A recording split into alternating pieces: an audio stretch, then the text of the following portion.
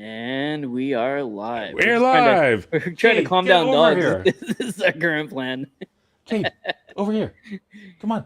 This train Don't just look continues. at me. So what do you do when your dog's like barking or She's doing the thing on stream? What she's is well. the plan? Is it treats? Yeah. I mean, ideally it would be treats, but That's what I do. she's just looking at me, Now, do you have wagging her tail. Because I've learned this recently. Have you heard about the tiers of treats? There's treats that you kind of like just get them to do normal things, and then there's like higher value treats, and like they say you should at least have 2 levels, if not like more. So there's one like when you really want them to do something, you give them like a high value treat. No, she does not respond to low value treats. Yeah. See, I feel like we had a dog previously, who unfortunately passed away during COVID, but like one of her things was maybe it's like because you had 2 levels of treats. Yeah, maybe. But she would only respond to like the upper echelon of treats. Like, and what she liked and what the current dog likes, unfortunately, as well, is like these dried up fish. That was her favorite thing. Just dried fish. Of all the things in the, like, can you imagine anchovies? Like, was it from I think it's Noah. Polka Dog Bakery? No, I think it's Noah is the name of the company that makes it. There's this company called here on Bainbridge. We can go to the local dog pet store, and they often will have there's actually so there's I live on this island. It's a physical size of Manhattan with about 25,000 people, and for 25,000 people there are I think 4 or 5 stores for dog treats and leashes and stuff like that. So anyway, it sounds like there's a lot of dogs. They all stock treats from Polka Dog Bakery. Okay. Which is this dog bakery. It's in Boston. And when we were living in Boston, we lived there for a bunch of years. Right. Polka Dog was like, we could see it from our house.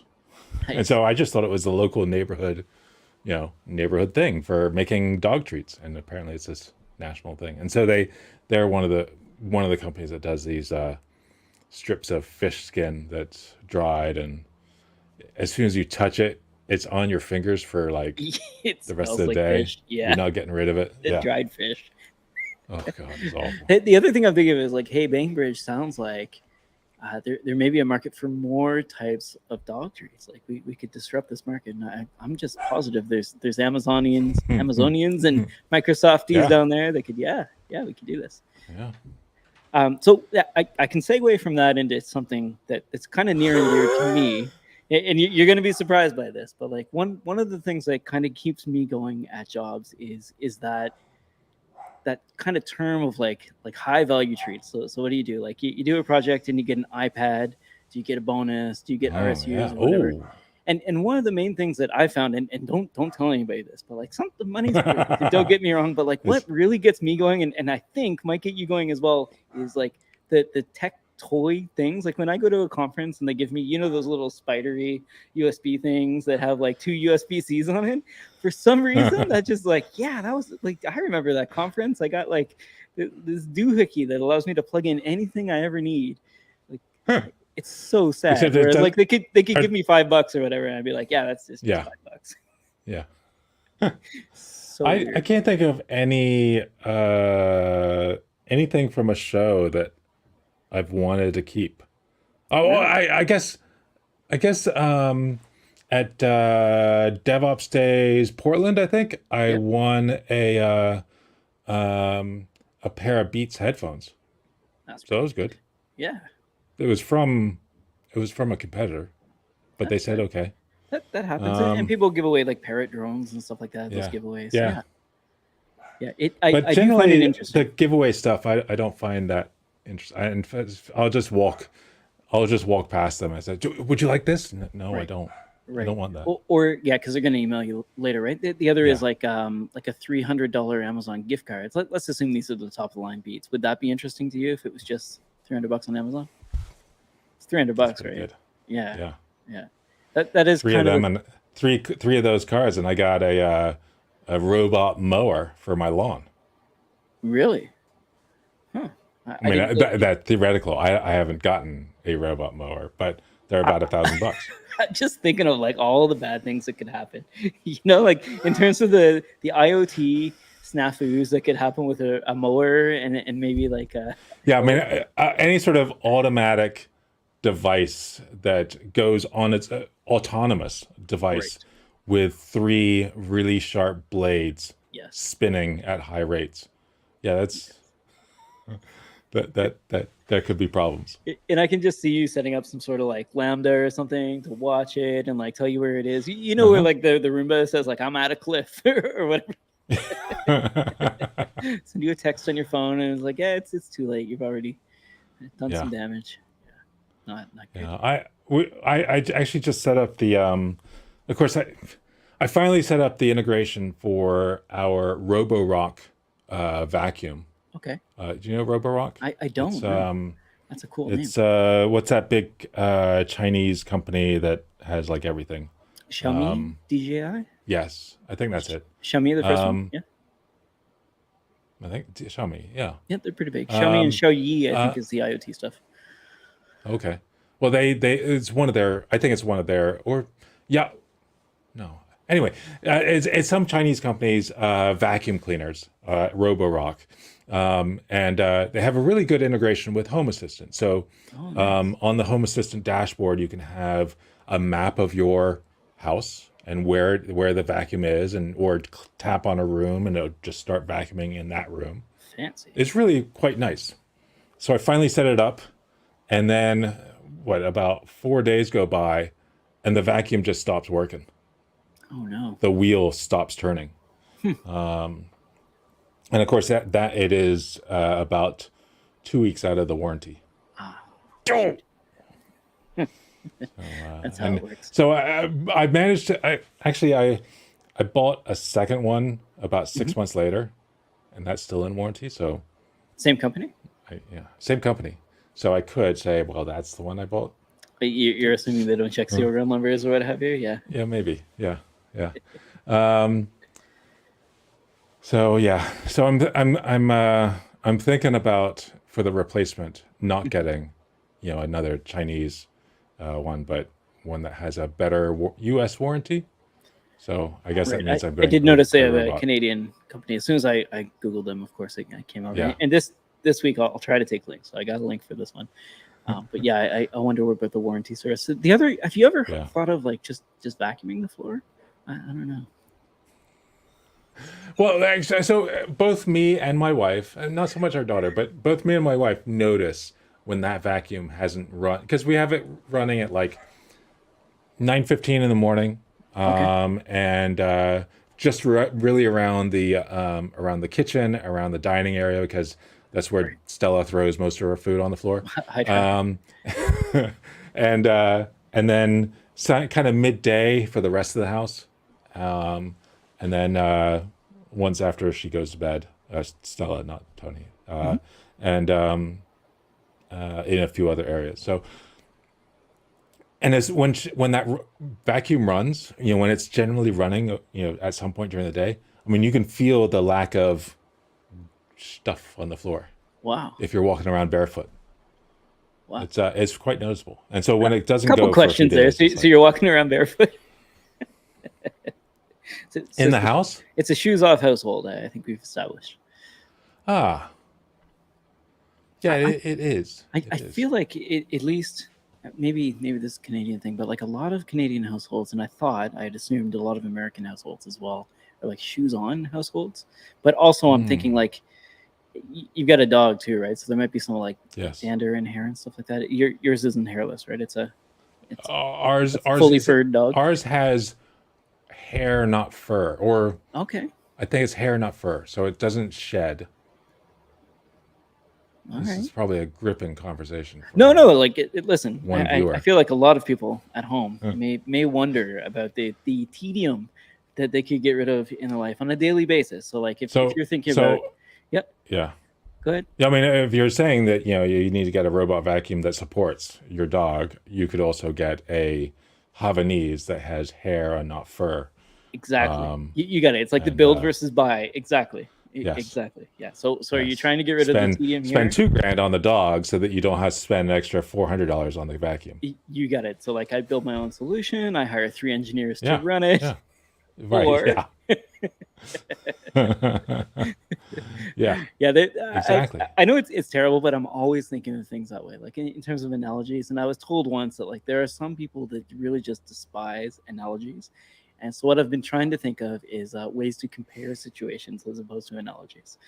So maybe my brain is just wired that way. The other is like spinning things to positive, which is again a bad habit that kind of irks some people as well. Yeah, I'd say the opportunity cost here is like is this helping? I think that's the term. Is this helping like Matt's labor output to not vacuum the floor? Like, are you more productive not vacuuming? I mean, obviously the answer is yes. You have to say yes here, right? Like, you have to justify your purchase. I think so. But I mean, that's kind of what it comes down to. I mean, there's also all the mopping. There's other robot vacuums that will also mop. I've heard of those. I've never seen them. Yeah, they're garbage. Oh, I think they're all garbage. At one point, I worked for a company that made a robot vacuum, and apparently it wasn't that great. Yeah. So what are you gonna do? Yeah, they're at least we got the Roborock S7, S8, something like that. Their newest model. They were like super excited about this. And it was expensive, and there was only a few available, so I got, I managed to get one of these things. And you could see that basically what it would do is it had this little bit of water that it would drop onto this pad, and the water would ideally get spread around the pad, and then the pad would be going as it goes around the house. Except the water never made it past, the middle of that pad. So you'd have this line of wetness go around the house. So you'd have this leaving a grid trail. work. This grid of lines, of wet lines around the house. So it's useless. I think if you had like a wood floor that's like shiny, has that gloss on it, or linoleum, any sort of not real wood or wood that is covered with a big gloss, then it probably works because that probably smooths out. But the wood on our floors is just fanciness. I don't know. Is it porous? Siberian larch. Wow. Okay. Well, yeah. Yeah. So maybe it's made for like veneer floors or something like that. Yeah. I mean, I think every other wood floor I've seen is like glossy. It's quite common. Yeah. It's like the stain on the top might be quite thick, or with the lacquer. Ours is just this Siberian larch with a white oil finish, and that's it. Nice. There's no gloss to it. Sounds fancy. But that's kind of one of the things I think about a lot about is digital transformation, and like things that need to be like someone needs to come in and like build a vacuum or come in with a better dog treat system or something like that. Like, does this need to happen? Maybe not. I don't know. How are you benefiting? What do you get out of this? And yeah, so we're talking about vacuums. I think I was talking earlier about the dentist. I think a lot about like dog grooming. I don't know if you ever take your dog into a groomer, but ours is like pen and paper. That's how they do their grooming.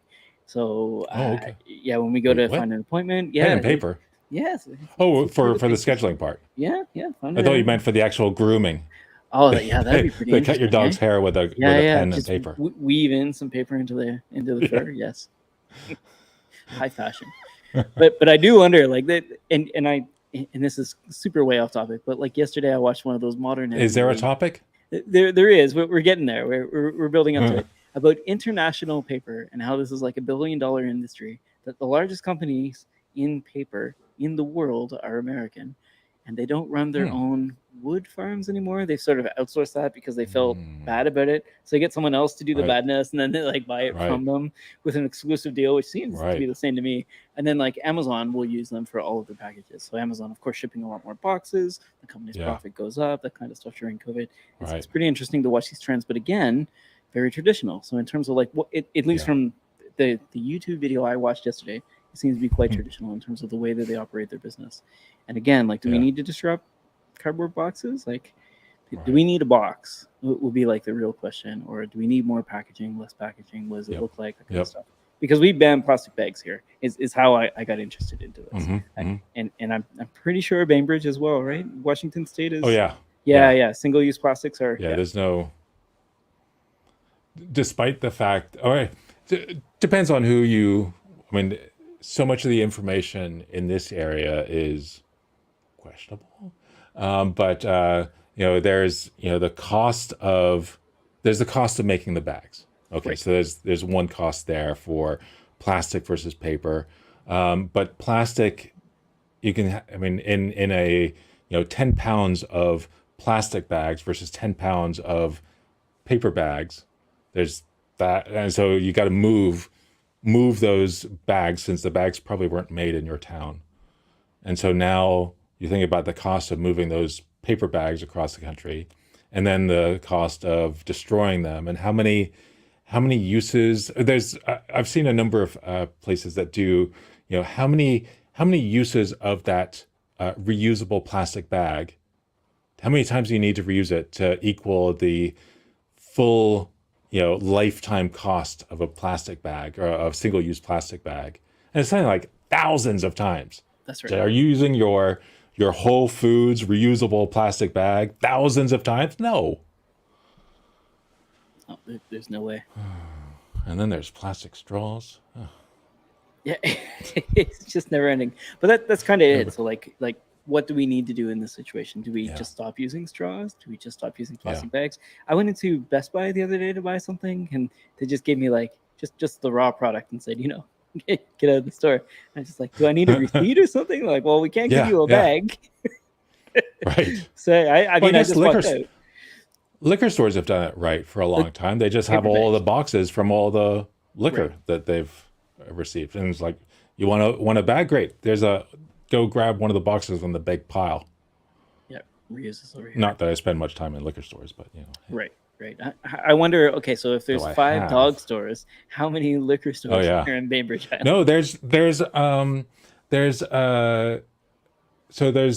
Town and Country and Safeway, the 2 big grocery stores, and there's one liquor store near the ferry, but I think there's not a lot of liquor stores on the island. You have to go into Polsbo, which is 15 minutes away, but there are quite a few like wine vineyards and distilleries here on the island.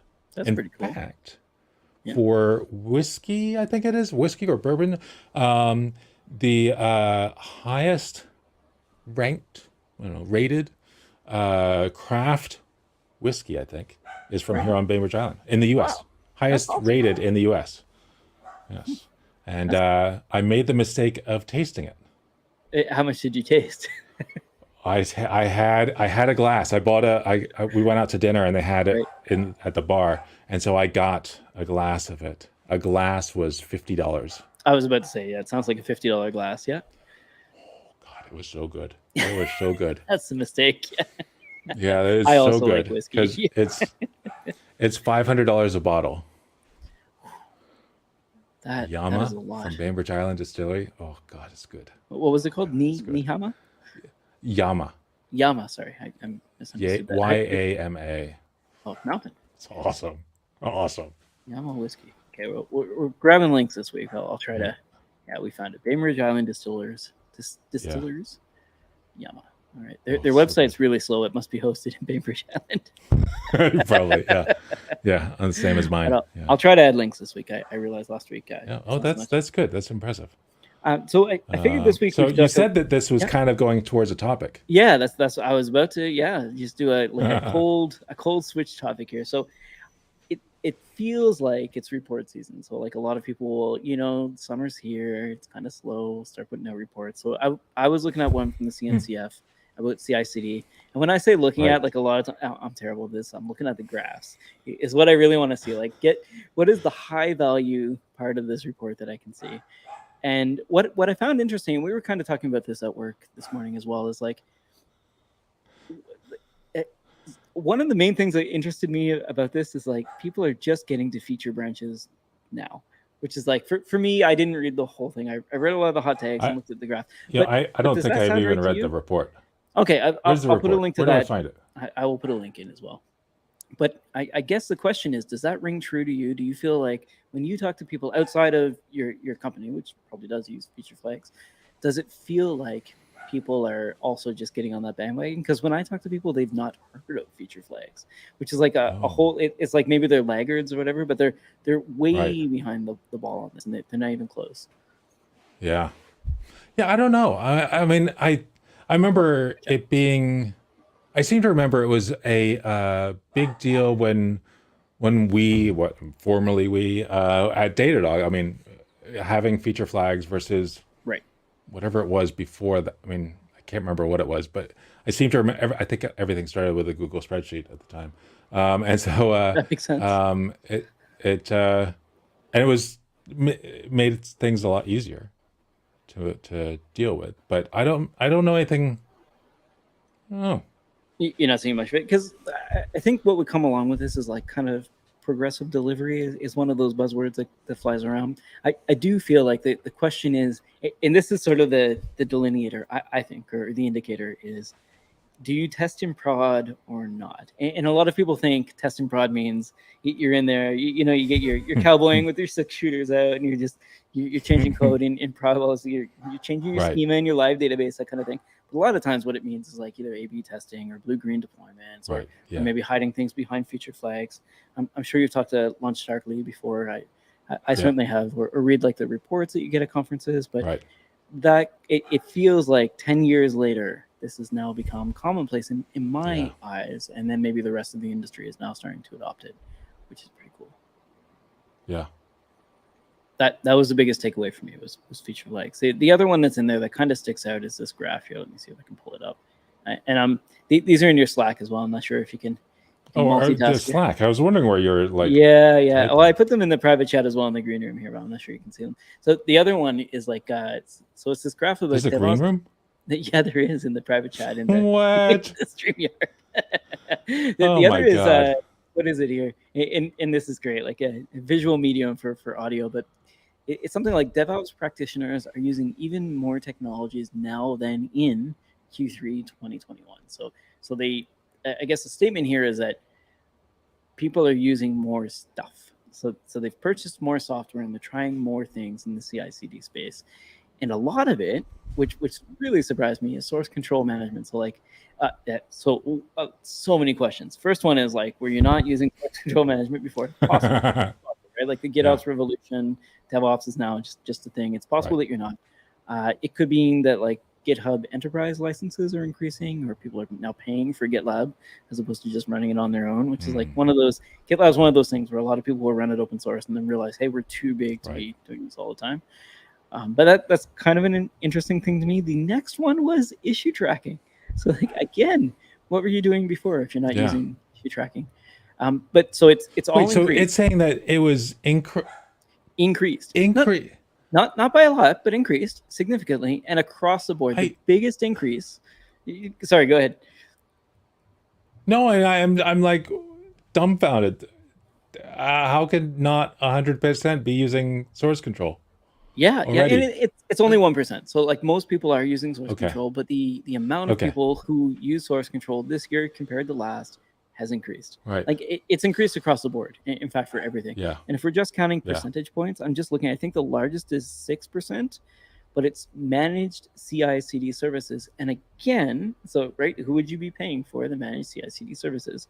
Is it GitLab? Is it GitHub? Is it Circle CI? Is it something like that? But people are now. And I hate to say this, it kind of pains me to say, but like adopting the DevOps, because a lot of people think that DevOps means CI/CD or release management, but it does feel like this has now become commonplace, and we're in the post DevOps era. I don't want to say DevOps is dead or anything like that, but like I think you and I probably know that like this has evolved. People call it SRE or SRE, or they might say platform engineer is one of the ones I hear about a lot these days. But if DevOps is now CI/CD and source code management, then what's next? Is it the DevOps? I totally believe DevOps, that. FinOps? Go ahead. Sorry. I totally believe that CI/CD is more. People are discovering it more and more, because even though, I mean, yes, it's a core part of doing the DevOps, it's still one more vendor to get, and in a lot of cases. And I feel like the big change in the last year, maybe 2 years, maybe 3, but in the last couple of years, has really been about GitHub Actions and how Right. GitHub Actions has kind of become more important, becoming so much easier to work with, Right. and as there are more people plugging into the actions, you can build actions that can do so much more. And as people are discovering it and writing documentation about it and writing blogs about it and creating videos about it, we're discovering GitHub Actions. Absolutely. And that, I mean, having it already, even for your, on GitHub, you could, as without paying any money, you could have public and private repos, and having actions running on those. I think you can have actions running on private repos, You even can. with the free account. You can. And I mean, my God, that's amazing. And I mean, and basically these are just Docker containers that are doing, or containers of some sort doing whatever you want. And it could be every time there's a commit, do something completely unrelated to the code. I mean, it's like free compute. It's magic. I have so many thoughts on this. So like one, like why would Microsoft want to do this, right? Is this like, do they say GitHub's a customer of Azure and then the Azure spend looks like it increases, so the adoption is increasing, that kind of thing? But like they like follow the money, right? Like why would you want to do this? Goodwill, sure, like we should do this because people should be using CI/CD, and GitHub Actions is pretty cool. The other is when I think about companies like Travis CI, and I mentioned Circle before, like were they just really visionaries early on? And is there a payday coming, and what does that look like, or do they get gobbled up or what have you?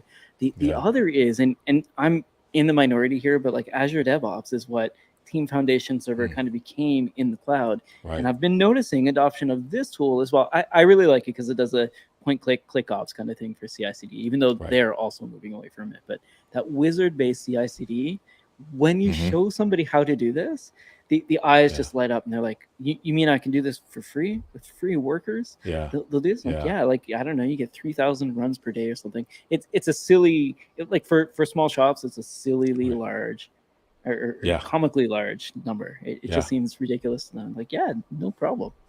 And it's just like light bulbs come off. Like, wow, I can it's really just scheduled tasks. I can schedule a task on a regular basis. Like, you got this. We've been doing this for a bit. Like, welcome to the fray. It's awesome. Yeah, I mean, I remember. I mean, I think a lot of people think of. I mean, people who know what CI/CD is, a lot of them probably had this experience, 5 years ago, 6 years ago, when they looked at CI/CD back then, where you're really looking at Jenkins, and there might have been something else out there, and that might just be CI at that point, right, or CD, depending on what you're doing with Jenkins.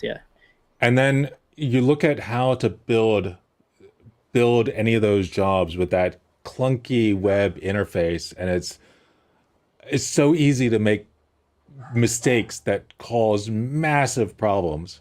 I mean, I think it's probably changed in what, Jenkins next generation or whatever the newer version is. 2, but then all these other companies, Circles and all these other companies come around that make see how hard things were. And people have this horrible image in their head, just thinking of that older version of Jenkins, and it's like, okay, that's what CI/CD means. Scripts, so I don't want to do it. Yeah, it's so true. Like Jenkins is, unfortunately, because there's a soft spot in my heart for Jenkins, but it seems like the Nagios of jobs. And I think that the big thing for Circle and probably Travis at the time was pipelining. So the fact that you could have pipelines of jobs and have things like either fail or skip tasks or go to something else, or a task can call a task, or a task that contains tasks. Whereas in Jenkins, doing that sort of that relationship just wasn't there, so everything was kind of bolted on. And again, if anyone from CloudBees sees this, like I realized Jenkins 2 is totally different. It was like it was night and day, and like you moved away from Bash and stuff like that. But that sort of pipeline push really revolutionized the way that a job system could work, just generically. And people were then using Jenkins for all types of stuff. So like, hey, it's got RBAC. So we used it for things like you could give tier 1 support the ability to like reboot Tomcat on a production server, or like one of the production servers, which is pretty dangerous. But you give them a certain access to it. They could only do it certain times a day. They had like a matrix of permissions, which is really nice in Jenkins. So you could like who could do it, when could they do it, that kind of stuff. But again, it was sort of like a revolution of the way that you could actually do tasks. And I remember there was it Run Deck came out as well that would do something similar to that. But that kind of like job system for everyone. Right. It was kind of like a revolutionary moment. Run Deck. Who founded Run Deck? Wasn't it? 2 community members, was it? One of the, huh? Yeah, it was. I thought it was like, no. It's PagerDuty now, but you're right. I do wonder about the founders. I want to say, what did was his name? Damon Edwards and was it Damon Edwards? That's exactly what I was thinking. Yeah, it was. In fact, it was Damon Edwards, Alex Honor, and Greg Schuler. Yeah, but Damon Edwards is exactly who I was thinking of as well. So I think it was like there was an ASP in there as well, right? Some .NET. But like that sort of job system for everyone being able to do a job is kind of interesting. And then I put the image in your Slack. I'm not sure if you saw it there, but like everything increased, but nothing's over 50% as well. So can you imagine of all the respondents to this that like under 50% are using source control management? Am I reading this graph right? Let me know. Which one is that? It's the top one. Or just any of these graphs, right? So percentage of DevOps practitioners who are currently using source control management, if I'm reading this right, technologies used in the past 12 months, less than 50% have used source control management. And for all of these, like you haven't used Jira, so issue tracking is the next one. You haven't used Jira or GitHub issues. How is that possible? Right? and if you just normal engineer, this could be if you have depending on the company, you might have your developer who might be filling in this developer who is doing a little bit of ops, or there's this ops person who's doing a little bit of dev. Yeah. And so is the person filling this in going to be one of the ops folks who is building out maybe in that company ops means shell scripts. And so are you committing those shell scripts to GitHub? Well, I don't put a lot of my shell scripts in GitHub. And if that is what DevOps means to you, then I guess I could see that. When I think of course, I'm thinking of the ops teams infra is pretty small. There's not really a team that is just ops. And at Datadog, still pretty early stage. we were Datadog's huge, and the people in ops are super bright, and seeing what some of them were coming up with was like far more than I expected. Right. For that kind of team to do. So that makes sense. But I would imagine that there are a lot of companies out there that have a team that is focused on ops or IT or whatever it is, would be doing automation through shell scripts, and that kind of stuff is not going to make it into source control. So I can kind of. Right. I feel like the qualifier here at the very top is percent of DevOps practitioners, which is what I probably get stuck on. So maybe it's that people don't identify it that way, and the people who do say that, like, yes, we use it as our company, but I don't touch that kind of thing, which surprises me for DevOps practitioners. But that being said, like even just going through the number's smaller. Oh wait, no, the number's bigger. 2021, then it definitely so increased. It's more people. All of it's increased year over year, and the amount of people surveyed this year is 14,000 roughly, and 13,000 last year. So quite a few people answering. And again, just if anyone's hopping in, we're talking about the CNCF CI/CD survey. At the very end is feature flagging. What we're talking about just above there is artifact repositories. Yeah, but just above that is artifact repositories, which surprised me again. And this might be like a misnomer, but when I think of artifact repositories, I think of Docker containers these days, at the very least, right? Like not RPM, dev, and other package management stuff or binaries, exes, what have you. But I do personally think an artifact, like Docker is an artifact, but then again, other people might not, because it is, it's a zipped up binary. But I still find it very odd that artifact repositories are so far down this list. Yeah. I mean, what is, like, there's what's that tool, Artifactory? By JFrog, right? Yep. Is that what they do? Is Docker containers, or they definitely do? Yeah, and then there's Sonatype Nexus as well. Yeah, which I believe also supports Docker. So the question, I guess, for them as a business, right? The question is, what are we trying to deploy as like a piece of like a binary? What is that binary that we deploy? And it does Right. seem like the market is moving towards, and I'm saying Docker here, but I actually mean container. Is it Yep. LXC? Is it LXD? Is it containerd? What have Mhm. you? What is that piece, that image that we're deploying? And it feels like that at the very least. Like, so if you're not deploying a binary, does that mean that it's Python or JavaScript? Like, what are you deploying? Well, not every company is a software company putting out a product. Right? And so if I am, I don't know, I'm a company that makes plastic widgets, Right? and the ops team is partially deploying new software. I guess they're deploying new software to the drills Yeah. and I was like, the keep digging. machinery. Yeah. Um, It's yeah, really there's tough because software. even in Well, JavaScript and Python, yeah, you're probably putting something in some repo yeah, somewhere. yeah. Yeah, so you'd be But mirroring PyPy or artifact, npm or I what feel have you. like I've also seen the term artifact around, when you use GitHub Actions Right, and you are having that create a release. right. Is it release? Yeah. Yep, There are artifacts that is that the word that they use? I yep, feel like the word yep. they use is artifacts. And it's not necessarily talking about containers. It's Correct. talking about all the other things that it generates. And so maybe some of these people are seeing this and they're not in the Docker world or the container world. And so they think of artifacts being something else, and I'm not doing that.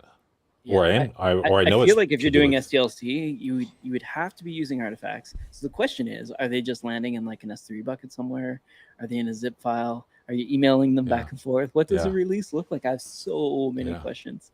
And of course, yeah. like just jump up a couple more. Like for my favorite bit here, I was so happy to see cloud-based IDEs like increasing in prevalence. Like Hmm. this is for me, this is one of those things. Like being able to hop in and hop out of an editor on the web and have your Yeah, same workspace to do it. Again, yeah. we're over rotating on Do you this have a graph, but favorites? oh yes, definitely. So VS Code, I feel like on the web, so it could be like Code Server or Mhm. what have you, but like honestly, Right. that extension ecosystem Yeah. plus I think it's called the Monaco editor together Uh-huh. is actually quite Yep. nice. And then their terminal Yep. emulator, we've talked about this before. I really Yeah. like their terminal emulator. So for Yeah. me, that's where I'm at. But I feel like Eclipse Thea as well is getting up Hmm. there. And this is all Yeah. I think it's WSTTY is what they all use. It's like all the same library, but it's Okay. quite nice. So Monaco editor Hmm. on one, and Eclipse made their own for the editor, and Right. then the console itself seems to be common across all of them. But yes, it is Yeah. nice. Before that though, Cloud9 Yeah. was king for me for a Yeah. while. Right. I'm sure you've touched it, but yeah. Yeah. Yeah. Yeah. Which is now one of the offerings from Amazon, AWS, because they Yes. bought it. Yeah. Yep.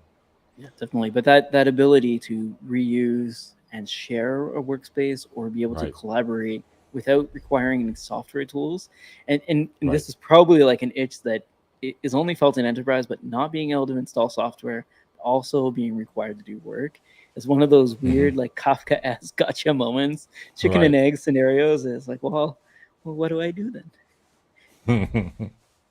Like I can't install the freeware known as Docker. The corporate ID or is it the Windows terminal or VS Right. Code? Like I can't go into the Windows Marketplace and grab the terminal. Yeah. Sorry, Yeah. I can't even like download an exe and run it. So it's quite difficult for some of the industry that's running Windows. And I feel like that is the lion's share of the industry is Windows based Yeah. developers, and Oh yeah. they're underserved in some cases. Yeah. Sad note there, I guess. This whole chart. I mean, at first I like glanced at it. It's like, okay, this is interesting. Then seeing the actual numbers, oh my God, every one of those numbers is lower than I feel it should be. But Yes. then there are things that seem to be, just in relation to each other, are lower than where I should think they should be. Like feature Yes. flagging versus application security testing. I feel like there's so many people that don't think about security. How can even fewer be thinking about feature I flags? love that you love this too. This isn't graph of the year, and I'm stealing this from like Software Defined Talk, a podcast I do listen to. But this is like Uh-huh. this is contender for me. There's a lot of info going on here, and I thought about this a lot. Like there's a lot, yeah. The relationship between the two. So more people care about cloud-based IDEs than they care about incident management, and that's Yeah. like have you never had an incident? Like And again, maybe I'm biased, but I feel like the incident Yeah. might be more important than the cloud-based Yeah. IDE. And I love cloud-based IDs. Yeah. I mean, Do I'm you not glad have the any insights? application monitoring is closer up to 40%, but how is it only 40%? Yeah. So many questions. And then on your Nuts. end, like where is the auth? There's no auth in Yeah. here. Yeah. Did it just not rank? No. Right? Is it because they didn't ask that question, or it's That's what just I'm thinking. so, yeah, Yeah. Is it considered a given as part of your platform? Is it something you're not doing? right, Is it something that they don't consider as part of CI/CD? But when I'm talking about right. Jenkins, one of the main things I went to right away was that matrix permission set that they had set up, Hmm. because that was really important in a large enterprise. Right. Being able to delegate things to certain teams is very critical for CI/CD. I need to make sure that permission's there. And one of the Yeah. questions I got in Twitter the other day, or saw in Twitter the other day, was from She Hacks Purple. So Tanya Janka was asking, like, hey, if you tell people not to release things without approval, and then they approve it and release it, like they basically like self five, Hmm. or pat themselves on the back and push it out, because I've certainly done that. What do you do? Like, what does that scenario look like? And the answers, there are a bunch of answers. None of them satisfied me. It's like one, it shouldn't be possible if it's serious, like straight up. And maybe Right. this is like the software, like engineer side of me, or like the computer engineer side of me. But if, like, if there are lives at stake, if someone could get hurt, if like your Right. self-driving car gets an update and then crashes into something, again, like this probably wouldn't happen. Just making Yeah. up a straw man to talk about it. But Sure. you need to be able to say if it's not approved, it can't be pushed out. And the fact that no one really addressed that was surprising to me. But that permission Yeah. scope, or like, how do you know the person logged in who's approving is the person approving? Or are you Right. signing your commits? How do you know that where Right. did the code come from? I Right. have so many questions. But yeah, it didn't Yeah. even rank in here. How do I know that the person authing to my CI/CD system is Matt Williams? How do I guarantee that it's Matt that's pushing this code? Yeah. So interesting to me. Yeah.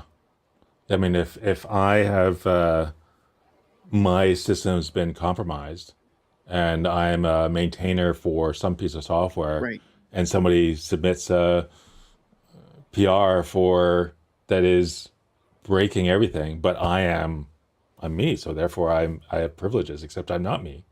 And isn't that what somewhat related, something with to do with this that SolarWinds incident a year ago, 2 years Yeah, ago? I don't know all the ins and outs, but like, yeah, Yeah. definitely being able to prove without a doubt that you are you, it is very Yeah. Yeah. yeah. That I think what we call it these days is like supply chain security, or like this Oh, right. Yeah. cycle supply Yes. chain. So I was listening to one of the podcasts I listened to is the one by Fisher, something Fisher, David Fisher. No, not David Fisher. You just Google It's that Fisher podcast. DevOps, Docker, Kubernetes, something Fisher. Bret Fisher, DevOps and Docker Bret Fisher. Talk. There we go. Bret Fisher. We got it. It's going in the link. Sounds like three syllables. Bret Fisher. He had a guest who had just joined up, left IBM to work at AWS, and they were talking about S-bombs. What's an S-bomb? So, well, at first I thought, bill of okay, it's materials. like, yeah, it took a well, second. yeah. Yeah. I was thinking, wait, is that like instead of F bombs and there's S? What's the S for? I don't It's know. the S word. But it's software bill of materials, and so yeah. So like I think they And I call think it a that's related, POM, yeah. right? In the Java. Yeah. Oh, yeah? Even though I don't think that's what it stands for at all, but the POM.xml will tell you like what's required of like Oh, okay. requirements.txt in the Python Right. world, or what Java's got their own one. Right. Is it requirements as well in the JavaScript world? Package.json. There we go. Yeah. Yeah. But yeah, it's so like Yeah. what went into this, and not just like Yeah, what are you yeah. including, but what are they Right. including?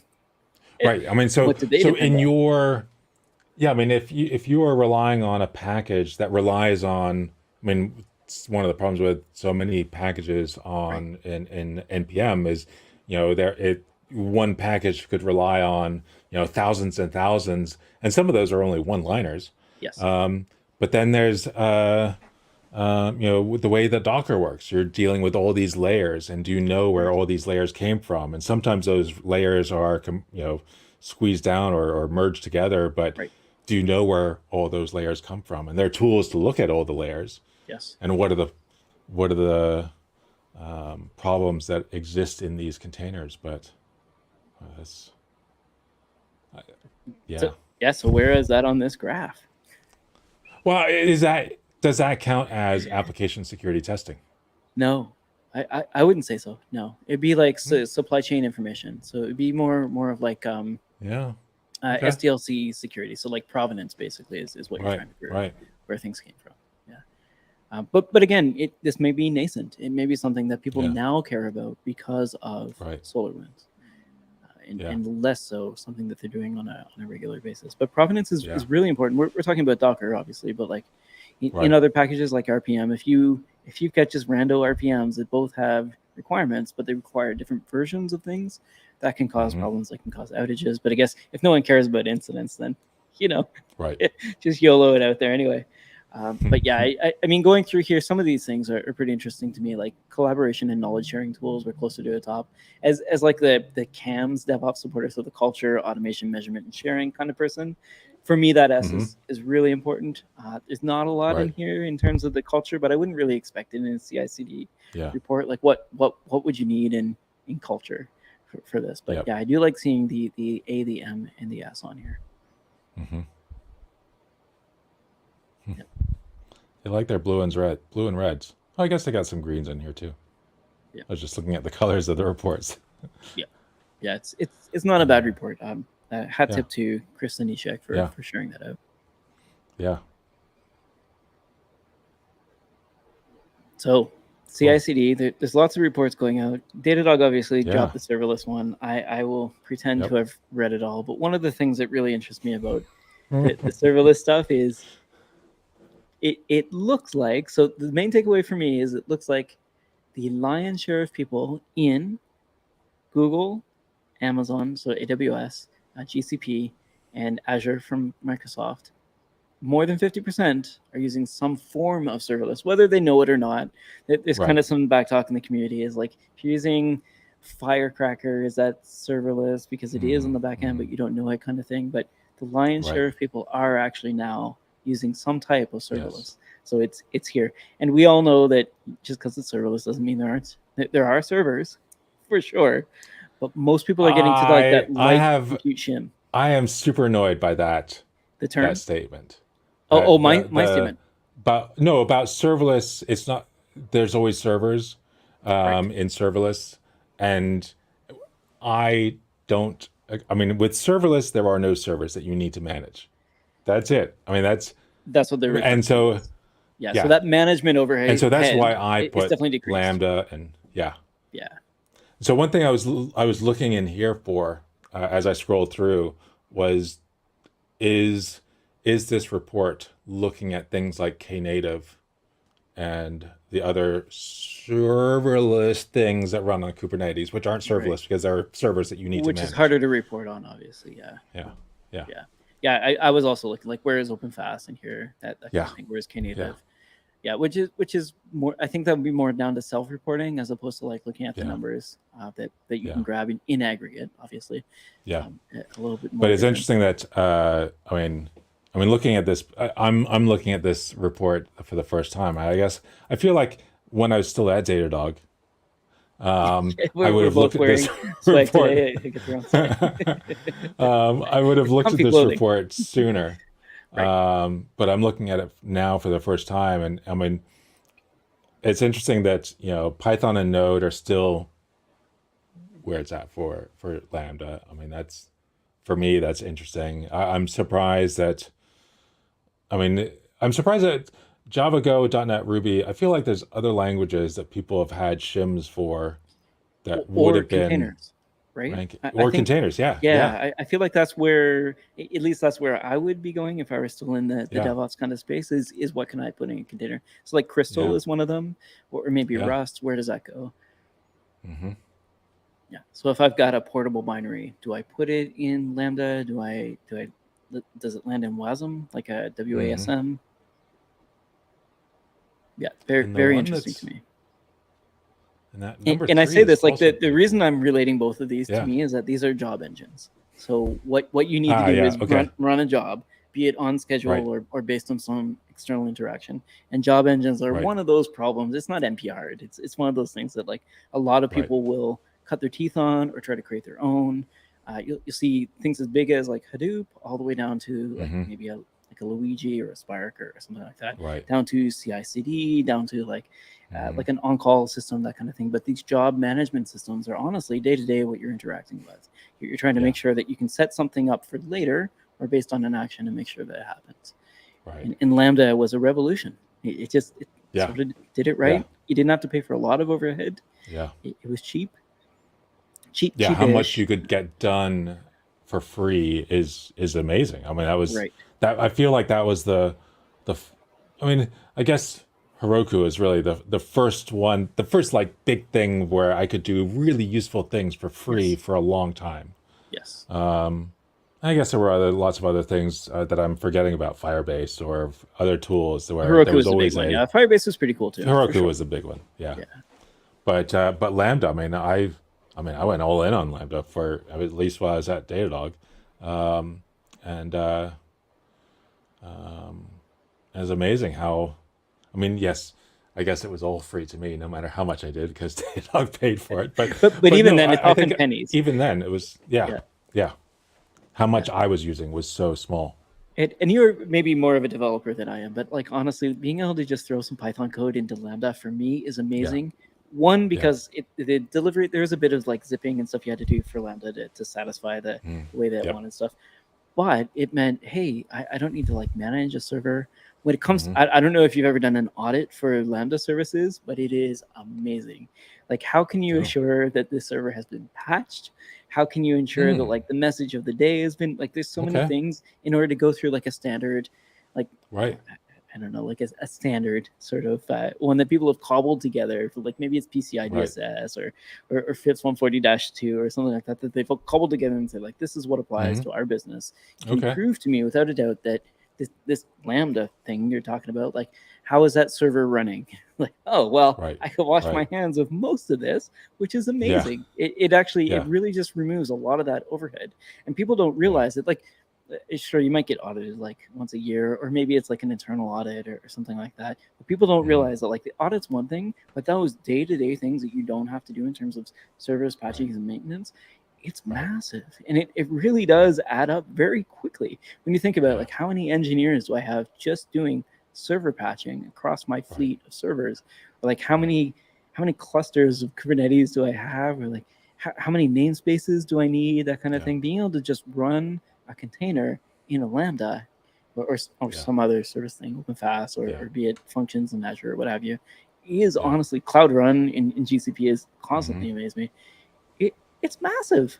It's a huge cost savings. Not like on top of which you're only paying as you use it, which is and they're definitely still making money. Like But yeah, I feel like this revolution is here to stay. People are the dollars speak for themselves, and the delivery time. And when we're talking about that SDLC, like I don't have to worry about weird memory or CPU exploit things. It's not as much as a concern for you when you're running on Lambda. You trust your provider to have dealt with that for you, whereas normally you trust your internal team.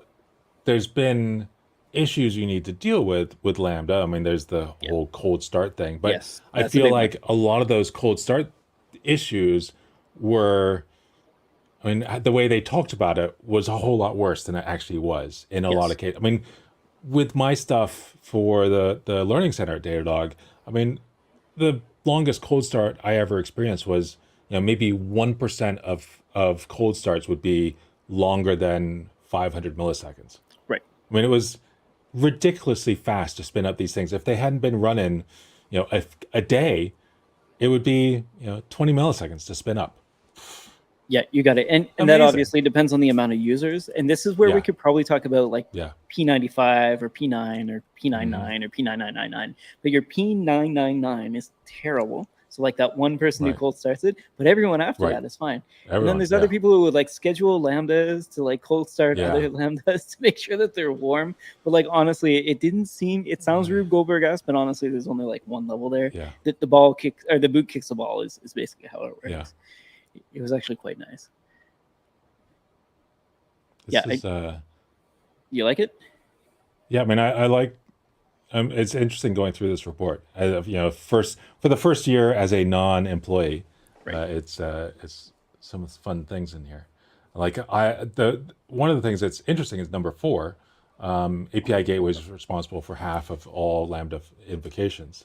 Now, I Yes. assume that this is a question that was asked before. When did I feel like AWS announced that that Lambdas could respond to a REST call without API Gateway in front of it? And I think now that's one of the ways you can launch a Lambda is just directly. I see what you're saying. Yeah, without so these needing aren't API Gateway. I don't think that question is something that we've asked people. I think that's again. Yeah, I think that's newer than this question.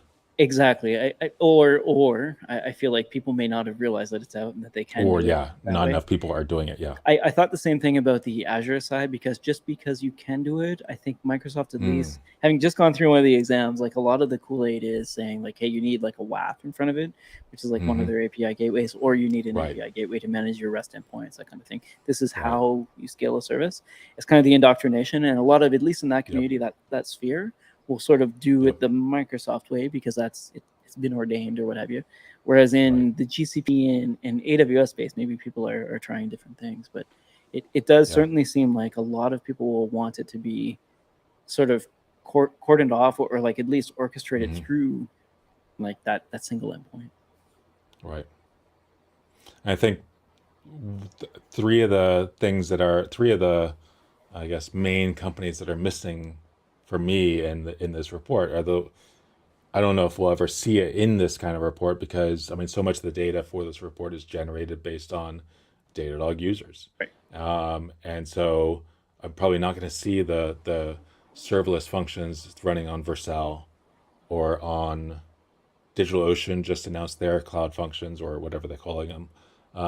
And as well as the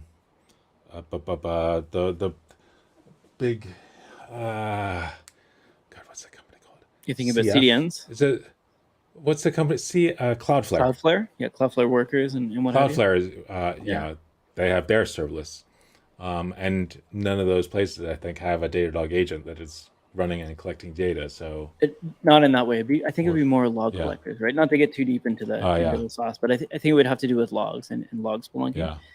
But some of that could be self-reported. But I mean, that's where so much of this data comes from in this report is from the agent. The actual service monitoring. Yeah. I say you You're with have us for the a while. agent. Yeah. No, exactly. Like we're not going to go through somebody's logs and try to figure out what they're using. Yeah. That's a whole other level of stuff. But it would have to be self. I mean, I was there so long that I mean, it looks like a T-shirt, but this is actually one big tattoo. It's just like been absorbed. Yeah. So we're almost at time, but I want to try something new this week, and I guess the question would be: have you discovered any new media, be it like music, movies, TV shows, or maybe a website or something like that you're interested in, that you want to recommend to people watching the show? And I can go first if that's easier for you. Or you ready? First. If you're ready, let's go. I have one. I have one that's good, ready to go. Let's hear it. I've been watching, Tony and I, my wife and I, have been watching Julia. Oh, it's Julia on HBO. Yeah, haven't heard of it. Do you know? It's about Julia Child. Oh, nice. And so I sat down, after putting Stella to sleep. I plopped down on the couch. She was already watching, or Tony, not Stella, was already watching Julia, and I sat down and it's about Julia Child. I was like, oh. Yeah, right, exactly. And I was like drawn in. It was fascinating. And of course, then I'm sitting there and I was like looking up Wikipedia about Julia Child. It's like, yeah, I was just oh my God, she was incredible. I mean, having worked for the OSS in Office of Strategic Services, I think, military or Really U.S. government. Like I feel like precursor to one of the intelligence agencies. interesting. And she had worked in a group uh, discover or working on a shark repellent to make sure that torpedoes weren't attacked by sharks, and Wow. apparently this shark repellent is still in use today.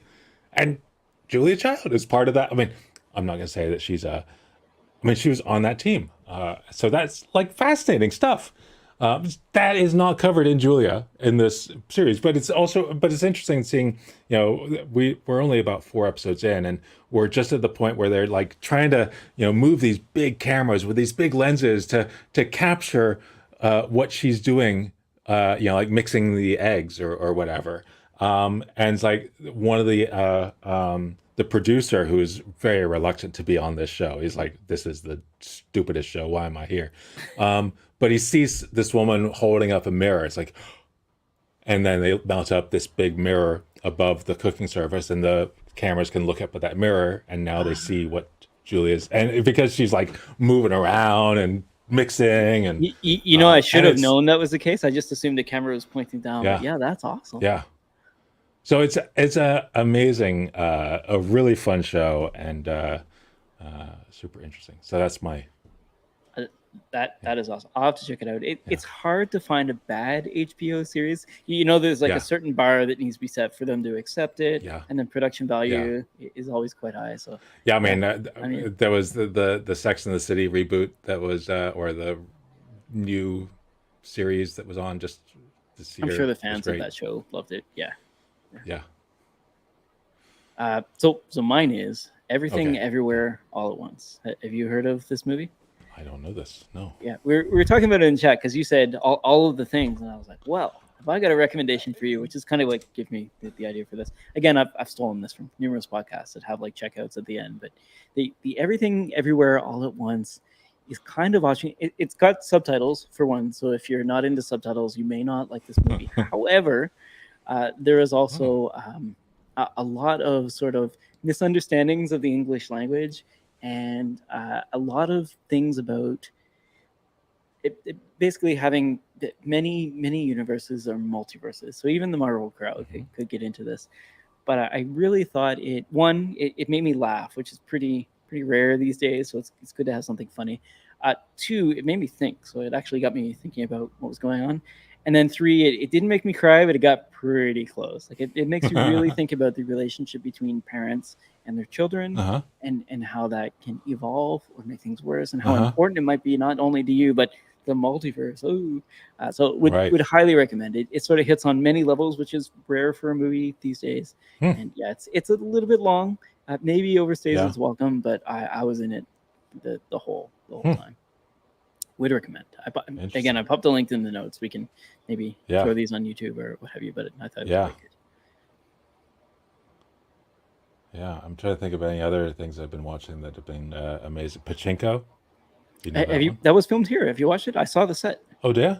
Yeah, I've Oh, got a that is. photo of their set. I'm just a few episodes in. That's Yeah, really on interesting. Apple Plus, right? I think.